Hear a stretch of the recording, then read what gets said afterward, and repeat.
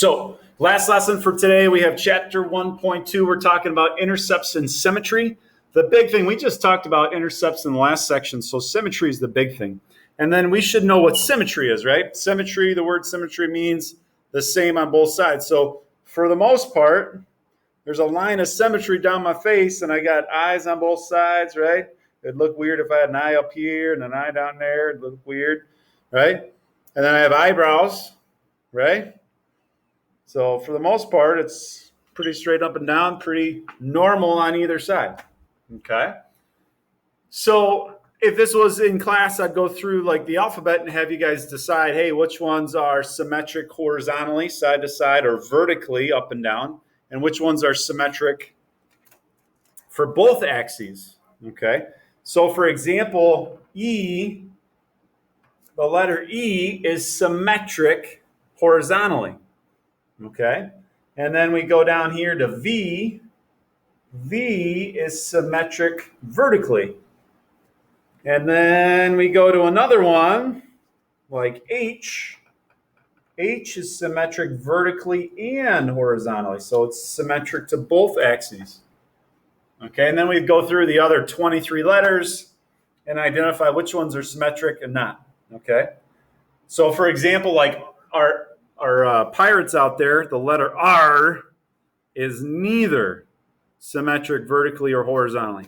Okay, R for you pirates. So then we should be able to apply that to graphs. And we're not only looking for symmetry, but we're looking for symmetry about the x-axis or the y-axis or both, okay? So when I look at A is symmetric to the x-axis or the horizontal axis. B, yes, B is symmetric, but not to the axis. That would be D. D is symmetric to that vertical axis, okay? And then last but not least, O is symmetric to the vertical axis and the horizontal axis. And where we're going to go to is, well, if it's symmetric to both axes, then it's symmetric to the origin also. And if something's symmetric to the origin, it's going to be in quadrant 1 and 3 or 2 and 4, okay? So that's kind of the warm-up for today. Just walk you through that. Again, I want to get you guys out of here quickly so you guys have some homework time. It's Friday, right? I want to get that done. So some of the things you got to be able to do, guys, is plot some points, and we're going to reflect those or have those symmetric to the x-axis, y-axis, and origin. So the first thing we got to do is we got to graph 6, 2. So we're going to count 1, 2, 3, 4, 5, 6, and up 2. So that's A. That's 6, 2. Okay. Now, if you can read this, it says plot a point B that is symmetric to A with respect to the x-axis. Okay, so x-axis, zoom in a touch here. Here's the x-axis. Well, A is 2 steps away, so that means B is 2 steps away, but going down. Well, if A is 6, 2, what's B? What do you think? Julia, Ariel, Joey D, what do you guys say? Somebody. If A is 6, 2, what's B? 6 negative 2. Awesome. So this guy here is 6, -2. So the big idea that we're learning then, the value that changes over the x-axis is going to be the y value. You see how this one's +2 and that one's a -2? So if you have symmetry over the x-axis, that means you're going to have a y value and a negative y value on that graph. Okay, so the y value is either going to be positive or negative. Okay, awesome. So we look at the next one, plot a point C that is symmetric to A with respect to the y-axis. So here's the y-axis up here. A is 6 steps away, so that means C is 1, 2, 3, 4, 5, 6 steps away, going to the left. So if this guy's 6 comma 2, well, this guy is negative 6, 2. Okay? So if I have something that is symmetric to the y-axis, then the x's are changing. I'm going to have a positive x and a negative x on my graph and the same y value. Okay? Last but not least, origin. Okay, we know this is the origin. So if it's in quadrant 1, it's going to be in quadrant 3, or if it's in 2, it's in 4. So the idea is it's a reflection over the y-axis and then the x-axis, or the x-axis and then the y-axis. So point D is right there, and that is at negative 6, negative 2. Well, if A is 6, 2, and D is symmetric or reflected over the origin, that means both x goes to negative x and the y will change to a negative y. So both of them change.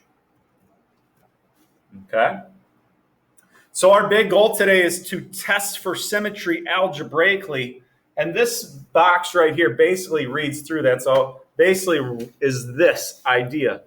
If it goes over the x-axis, the y's are changing. So change the y's. If it's over the y-axis, change the x's. If it's over the origin, we got to change both values. Okay? So let's go ahead and do that with our example here. Let me zoom in a touch so we can see this nice and pretty. So if it's hard to read this guy, I'm going to rewrite this as y equals x cubed, like that. Okay, this is the function or equation I'm starting at. It says here to test for symmetry with respect to the x-axis, y-axis, or origin. So go back. If I'm testing x-axis symmetry, take that y and replace with a negative y. Okay, so let's do that. I rewrite the equation, but instead of y, I put parentheses. And inside of parentheses, instead of y, I'm going to put a negative y. Last step is always solving for y, so get the y by itself. I'm going to go ahead and divide by a negative. And that turns into y equals negative x cubed. So after I'm done solving for y, I compare to what I started with. If it's the same, then there's symmetry. If it's not the same, then there's no symmetry, in this case, to the x-axis.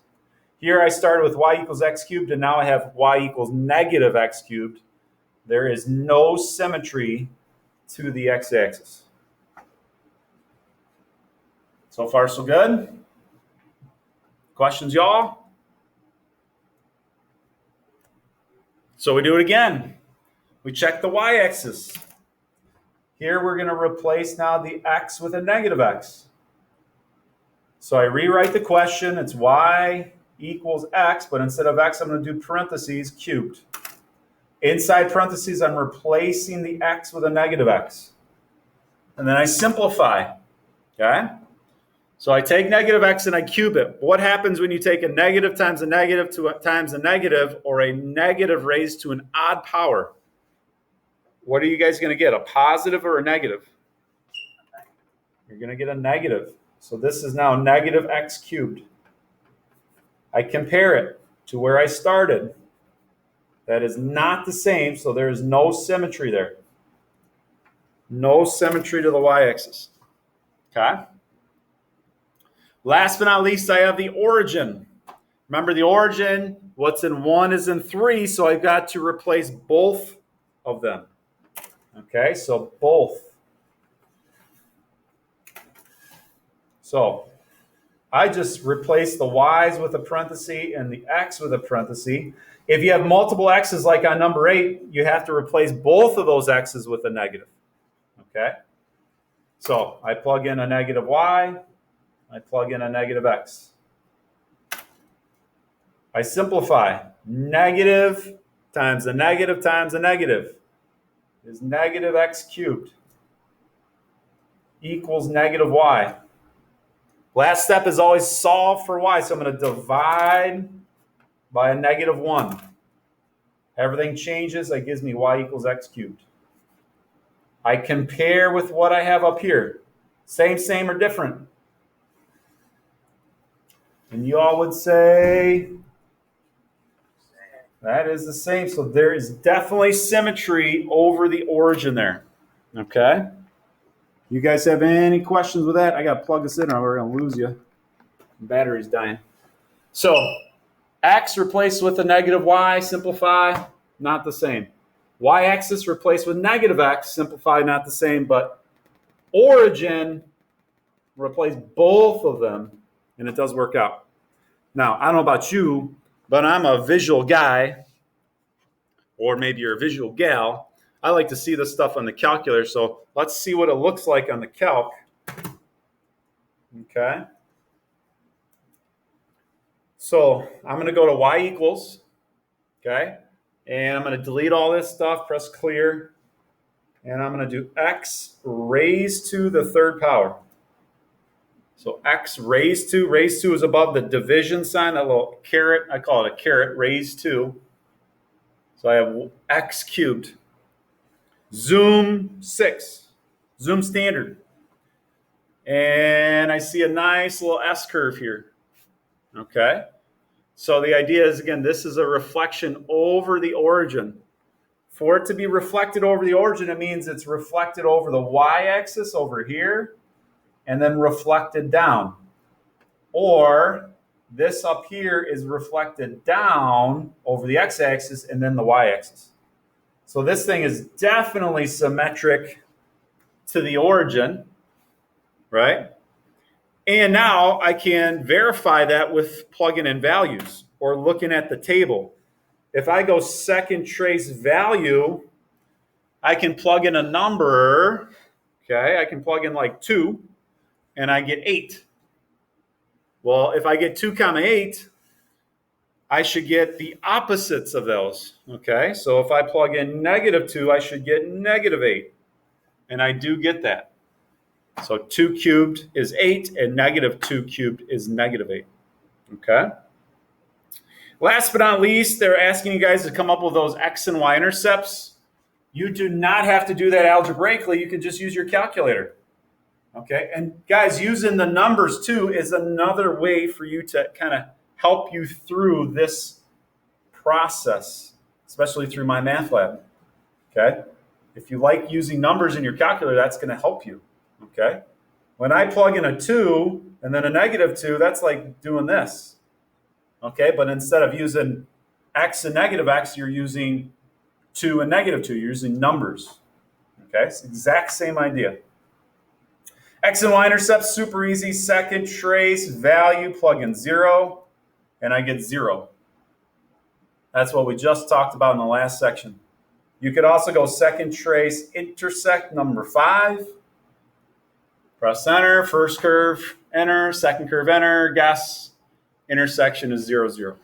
Okay?